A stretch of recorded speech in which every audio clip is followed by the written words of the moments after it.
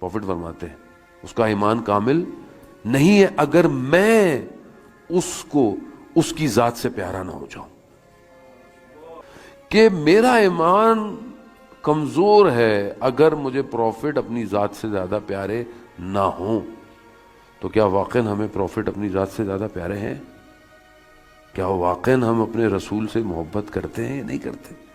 ہم رسول کو کتنا یاد کرتے ہیں؟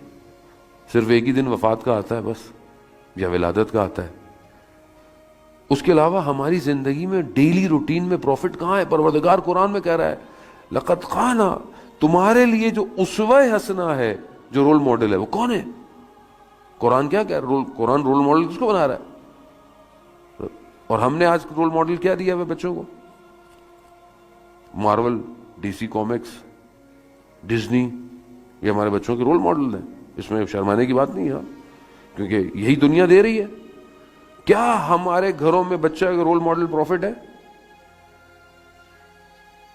بچوں کو چھوڑ دیں، پہلے ہمارا ہونا چاہیے تو بچے کا ہوگا. کیا میری لائف میں رول ماڈل پروفٹ ہے؟ میں فالو کرتا ہوں پروفٹ کو صبح سے شام تک، either business, either personal life, either individual, either گھر، آئدر سوسائٹی، کمیونٹی. پروفٹ نے کیا کیا معاشرے کے اندر؟ پروفٹ گھر میں کیسے تھے؟ پروفٹ بازار میں کیسے تھے؟ پروفٹ مسجد میں کیسے تھے؟ بچوں کے ساتھ کیسے تھے پروفٹ؟ اور جانے محترم، اس کا مطلب ہے کہ مجھے رسول معذرت شاید پیارے، شاید جس طرح ہونا چاہیے ویسے نہیں.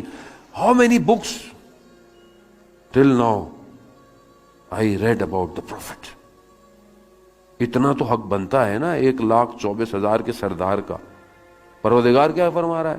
پروردگار کہہ رہا ہے کنتو کنزن مخفین، میں چھپا ہوا خزانہ تھا. پروردگار کہہ رہا ہے میں نے چاہا پہچانا جاؤں، میں نے نور محمد کو خلق کیا. میں نے نور محمد کو خلق کیا. یعنی خدا محتاج نہیں ہے کسی کا. انتم الفقراء الی اللہ، اور وہ غنی ہے، لیکن وہ چاہتا ہے کہ میں پہچانا جاؤں. کس کے ذریعے سے؟ پروفٹ کے ذریعے سے.